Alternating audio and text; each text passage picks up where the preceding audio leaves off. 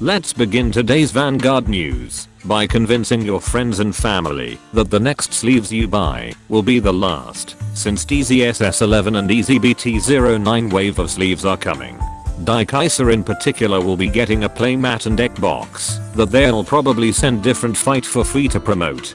BLANgDmire mains will be happy to know that the new support in EZBT08 will still require them to be in their 4th turn to do anything. Bareness Ripper while on the Guardian Circle gets 5k shields if you have a grade 3 or higher BLANgDmire Vanguard and have 4 or more face down cards in your bind zone. It gets 10k shields instead if your bind zone has 8 or more face down cards. All I see is a card that only starts to work on your grade 3 turn, that you're more likely to soul charge this card by random than to use it to guard with.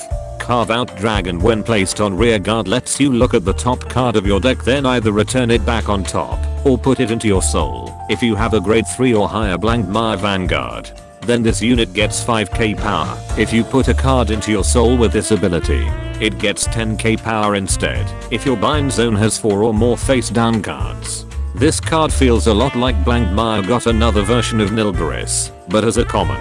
But then most BLANgDmire mains don't even run single strike Shatter Colossus, which was already the Nilgaris clone.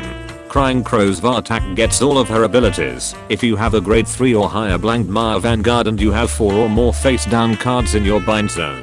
While on rear guard, she cannot be chosen by your opponent's card effects, gets the boost ability, and while on rear guard or the Guardian Circle, she gets 5k power and shields. A 15k attacker or booster that's also a 10k intercept. While being immune to opponent's card effects feels like the designer of this card hated Shiranui with a passion.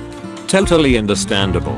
Elaborate Wizard when placed on rear guard from hand makes you look at the top 2 cards of your deck, then putting one of them into your soul and putting the rest to the bottom of your deck.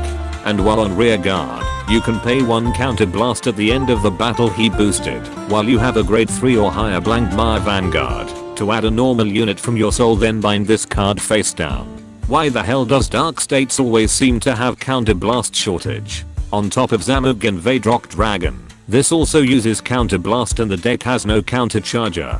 Finally, one who walks from 0 BLANgDmire Nexus while on Vanguard is also regarded as fated one of 0 BLANgDmire. And during your turn, it gets all of your BLANgDmire and your soul's divine skill, and your front row rear guards get 5k power. And once per turn while on Vanguard, you can bind 4 or more cards in your soul face down, or bind a grade 3 or higher BLANgDmire in your soul face down. To make your opponent bind 2 of their rear guards face down, then this unit gets 5k power for every 2 face down cards in your bind zone. Then call up to 1 grade 3 or lower face down card from your bind zone to rear guard. You draw a card instead if you did not call a card with this ability. All I got from this card is BLANgDmire 2, now with 1 free friend from the bind zone.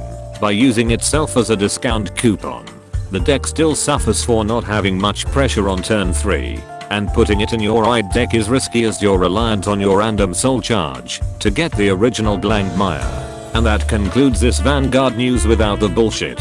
Special thanks to my Patreon members for continuing to support my content creation.